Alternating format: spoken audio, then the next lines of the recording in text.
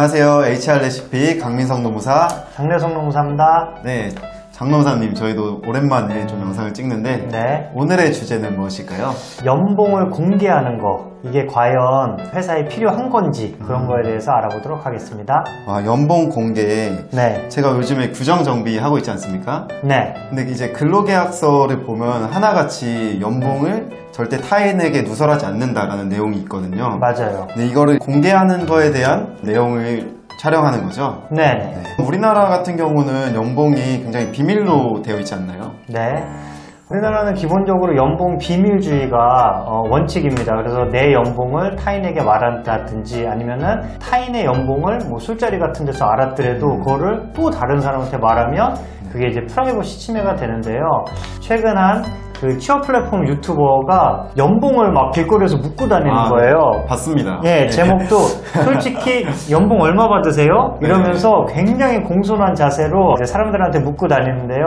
기업명을 얘기하진 않아요. 네. 근데 업종이라든지 기업 규모라든지 하는 직무, 근속 연수가 얼마나 됐는지 이런 것들을 물어서 네. 그거를 여러 사람한테 물으니까 듣는 사람들은 저 업무에 저 정도 연차면 얼마 받는구나라는 걸 감을 잡을 수 있게 됩니다. 근데 처음에는 아무래도 쑥스럽겠죠. 그래서 10명을 물으면 한 9명 정도는 거절했대요. 근데 이게 조금 흥행이 되면서 이제는 10명을 물으면 한 3, 4명 정도는 대답하시고 먼저 이렇게 나한테 물어봐라 이런 식으로 눈빛을 주는 사람도 있다고 합니다. 우리나라에서는 이렇게 비밀 연봉주의가 심한데도 이런 연봉 공개에 대한 바람이 조금씩은 부는 것 같아요. 네네, 맞습니다. 그렇다면 다른 나라의 사례도 살펴보면 좋을 것 같은데 네. 이제 미국의 경우에는 혹시 연봉을 공개하는 편인지 좀 궁금합니다. 사실은 모든 나라가 연봉은 비공개가 원칙이었어요. 네. 그리고 여기서 공개하자는 거는 제가 뭐 4,725만 원을 받고요. 세금 빼면은 월 뭐 325만 원을 받아요. 이렇게 구체적으로 말을 하자는 건 아니고요. 어떤 레인지를 통해서 대략적인 수준을 알자는 거거든요. 그래서 이제 괜찮은데 미국이 작년에 연봉 공개법이 주에서 시행이 됐는데요. 근데 사실은 제일 근로자가 많은 캘리포니아에서 작년 10월에 이런 법이 통과됐습니다. 임직원 수가 15명 이상이면은 채용할 때 채용 공고에다가 연봉이 얼마인지 명시하도록 연봉 공개법이 통과가 됐습니다. 이렇게 법적으로 아예 명시를 하도록 강제를 한 거군요. 네, 거기다가 100인이 넘는 기업의 경우에는 성별로 그리고 또 인종별로 연봉 차이도 공개하게 했다고 합니다. 이거는 이제 차별 시정의 일환으로 볼 수 있을까요? 네네, 그렇죠. 거기다가 주법에서 이렇게 하니까 마이크로소프트 같은 대기업도 동참을 해서 우리는 그 미국 전역뿐만 아니라 이제 그 전 세계에 있는 MS에서 채용 시에 연봉을 수준을 공개하겠다 이렇게 얘기를 하고 있습니다. 그러면 미국의 경우를 살펴보았고 그럼 유럽의 경우는 어떨까요? 유럽의 경우에는 이제 다양한 나라들이 있는데 특히 독일 같은 경우에는 이미 2018년부터 이런 임금 공개법을 시행하고 있는데요. 200인 이상의 경우에는 동일 업무를 수행하는 동료에 대해서 내가 궁금하다 그러면은 동료의 임금 수준을 공개하도록 법제화가 되어 있고요.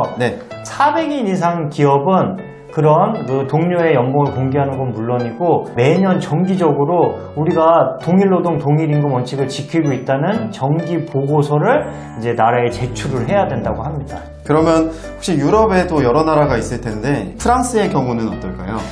프랑스 경우에는 상장 기업인 경우에 평균 임금과 중위 임금, 평균 임금은 전체 근로자 임금을 평균 낸 거고 중위 임금은 직원들의 임금을 1등부터 뭐 꼴등까지 쭉 줄을 세웠을 때 딱 가운데 순번에 있는 사람의 임금을 공개하는 거죠. 그렇게 의무화하고 있고요. 미국하고 유럽의 임금 공개는 목적의 차이가 있는데요.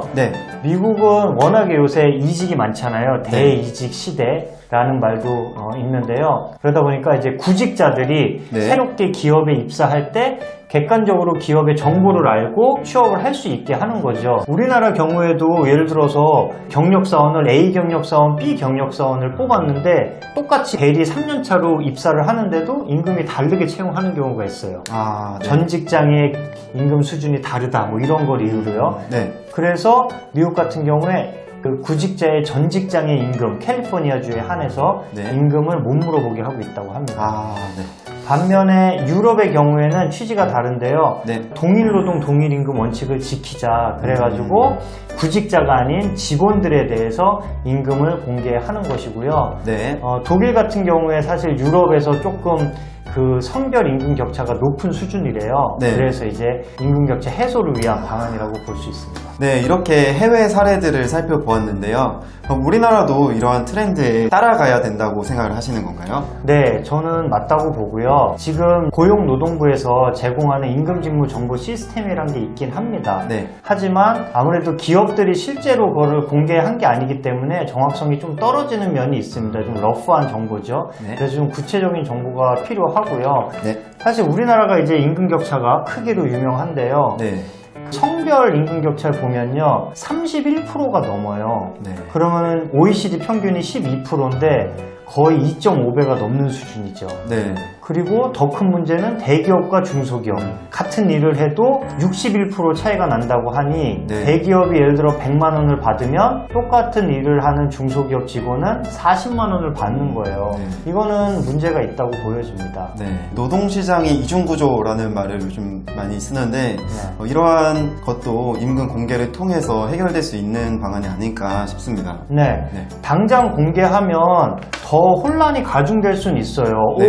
지금은 러프하게 알고 있던 사실을 더 네. 정확하게 아는 거죠. 그리고 네. 연봉이 높은 기업으로만 인력이 몰릴 수도 있어요. 네. 하지만 이런 잠시의 혼란이 두려워서 아예 계속 이렇게 연봉을 비공개로 하고 임금 격차를 계속 해소하지 않고 간다면 그건 더 큰 문제가 되겠죠. 그래서 일시적으로 혼란이 가중되더라도 이거는 공개를 통해서 결국에는 동일 노동을 하는 사람들은 동일 임금을 받도록, 그래서 중소기업과 대기업, 남자와 여자 간의 임금 격차가 최소화되도록 하는 정책이 필요하다고 생각합니다. 네. 최근에 이제 투명성과 공정성이 굉장히 화두가 되고 있잖아요. 네. 그래서 일을 한 만큼 임금을 받는, 말 그대로 동일 노동의 동일 임금이 실현될 수 있도록 이런 임금 공개가 트렌드가 되는 것도 좋은 현상인 것 같습니다. 네. 네, 그러면 오늘의 영상은 여기서 마무리하겠고요. 네, 영상이 유익하셨다면 좋아요와 구독 눌러주시기 바라겠습니다. 네, 오늘의 영상은 여기까지입니다. 감사합니다. 감사합니다.